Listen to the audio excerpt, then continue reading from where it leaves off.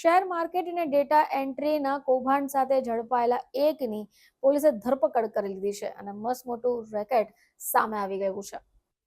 સુરત શહેર crime બ્રાન્ચે share માર્કેટમાં રોકાણ કરવા નામ પર અને અલગ અલગ રાજ્યના લોકોના ડેટા એન્ટ્રીની નોકરી આપવાની લાલચ આપી ઓનલાઈન છેતરપિંડી કરતી ગેંગની એક મુખ્ય આરોપીને ઝડપ્યો છે.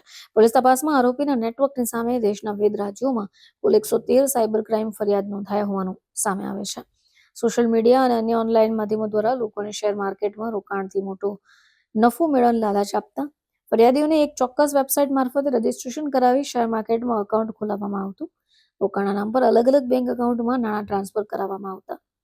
આરોપીની ઓળખ લવલી ઉર્ફે સમીર ઉર્ફે રવિ સોનલાલ અગ્રવાલ તરીકે થઈ છે. ટ્રાન્ઝેક્શનના આધારે 3% કમિશન મેળવતા હોવાનું સામે આવે છે.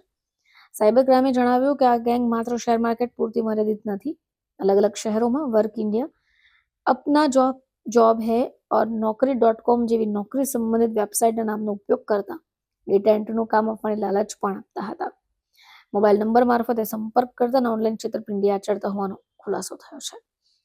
ગુજરાત, મહારાષ્ટ્ર, ઉત્તર પ્રદેશ, કર્ણાટક, તેલંગાણા, આંધ્રપ્રદેશ, દિલ્હી, તમિલનાડુ, બિહાર, રાજસ્થાન, કેરળ, મધ્યપ્રદેશ, પંજાબ, આસામ સહિતના રાજ્યોમાં 13 જેટલી ફરિયાદો પણ મળવા પામી છે.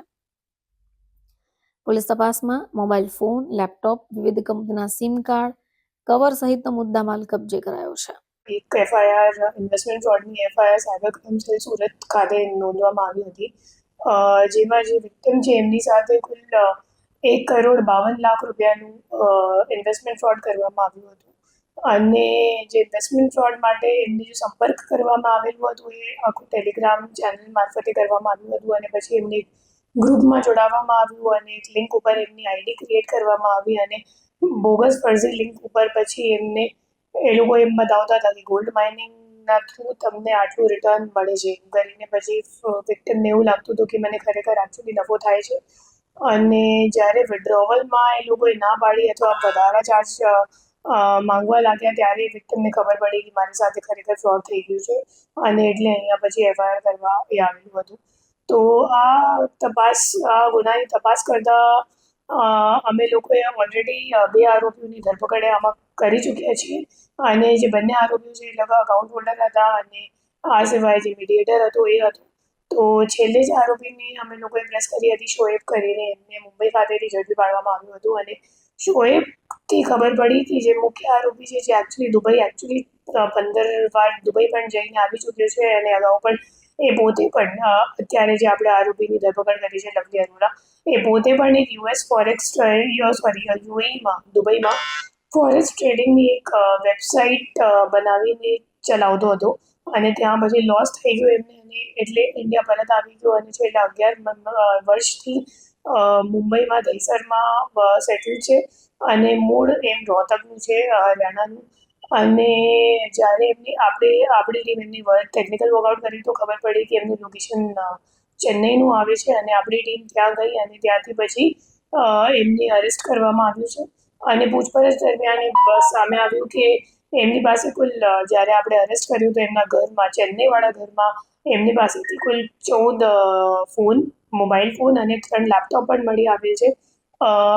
જે એમના ફોનમાં જોતા અને પંચનામા કરતાં ખબર પડી કે કુલ 34 જેટલા બેંક એકાઉન્ટ્સની ડિટેલ્સ છે અને 34 બેંક એકાઉન્ટની સામે કુલ 113 ફરિયાદ આખા ઇન્ડિયામાં નોંધાયેલ છે, જેમાં 33 કરોડથી વધારાનું ફ્રોડ સામે આવ્યું છે. અને આ સિવાય એમના લેપટોપ જોતાં ખબર પડી કે એકચ્યુઅલી પોતાનું ઓળખ બતાવે છે મેનપાવર સપ્લાયર તરીકે. અને જ્યારે આપણે એમનું લેપટોપની તપાસ કરી તો ખબર પડી કે એમને લેપટોપમાં કુલ 33 લાખ જે રોજગાર શોધતા યુવાનો છે એમનું ડેટા મળ્યું છે. અને એ તમામ ડેટા એમને નોકરી.com કોઈક સંપર્કથી લીધેલું છે. અને એ એવી રીતનું કોલ સેન્ટર 4-5 શહેરોમાં ચલાવતો હતો, જેમ કે અમદાવાદ થઈ ગયું, મુંબઈ થઈ ગયું, ઇન્દોર થઈ ગયું, પટના થઈ ગયું. તો એવા મોટા શહેરોમાં એ પોતાનું કોલ સેન્ટર ચલાવતો હતો અને કોલ સેન્ટરમાં ફક્ત 4-5 માણસોને રાખતો હતો ટેલિકોલર જેવા. અને એમને આજે 33 લાખ ડેટાનું આપણે વાત કરીએ તો એ તમામ ડેટા શીટ એમને આપીને એમ કહેવામાં આવતો હતો ટેલિકોલર્સને કે તમારે એમને સંપર્ક કરવાનો છે, કોલ કરવાનો છે, એમને કહેવાનું છે કે તમારા માટે અમારી પાસે જોબ છે ડેટા એન્ટ્રીનું.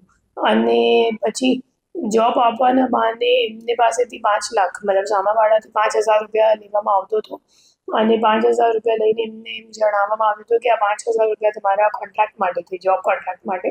અને જ્યારે પછી પૈસા દેવાની વાત આવતી હતી તો ત્યારે પછી એમને એમ જણાવવામાં આવતો હતો કે તમારી જે ડેટા એન્ટ્રીની એક્યુરેસી છે એ બરોબર નથી ખરેખર કોન્ટ્રાક્ટ મુજબ, અને એટલે તમને પૈસા આપી શકાય એમ નથી. તો એવી રીતની આખી એક એમઓ હતી. તો બેઝિકલી પેરેલલ બે ધંધો કરતો હતો. એક તો કોલ સેન્ટર ચલાવવાનું કામ, તો ચેન્નઈમાં પણ એમનું કોલ સેન્ટર ચાલતું હતું, અગાઉ પહેલાં બેંગ્લોરમાં ચાલતું હતું, એના પહેલાં મુંબઈમાં પણ ચલાવતો હતો. અને જે માહિતી છે એ આખા મોટા મોટા શહેર જેની આપણે વાત કરી તો એ ડેટા Naukri.com મારફતે લેતો હતો. અને બીજો એમનો પેરેલલ હતો અકાઉન્ટ મૂકવાનો. ઇન્વેસ્ટમેન્ટ ફ્રોડ જે કરનાર મુખ્ય આરોપીઓ છે જે દુબઈમાં બેસેલા છે, તો એમને ઇન્ડિયાથી અકાઉન્ટ ત્યાં મોકલતો હતો અને યુનિવર્સિટીમાં કન્વર્ટ કરીને પણ ક્રિપ્ટો પણ મોકલતો હતો. આરોપીનો અભ્યાસ શું છે?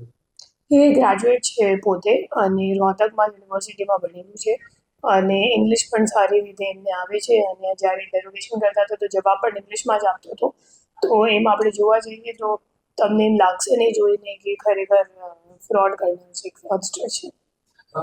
જે ફરિયાદી સાથે કુલ કેટલા રૂપિયાનું ફ્રોડ હતું? 1,52,00,000 રૂપિયાનું.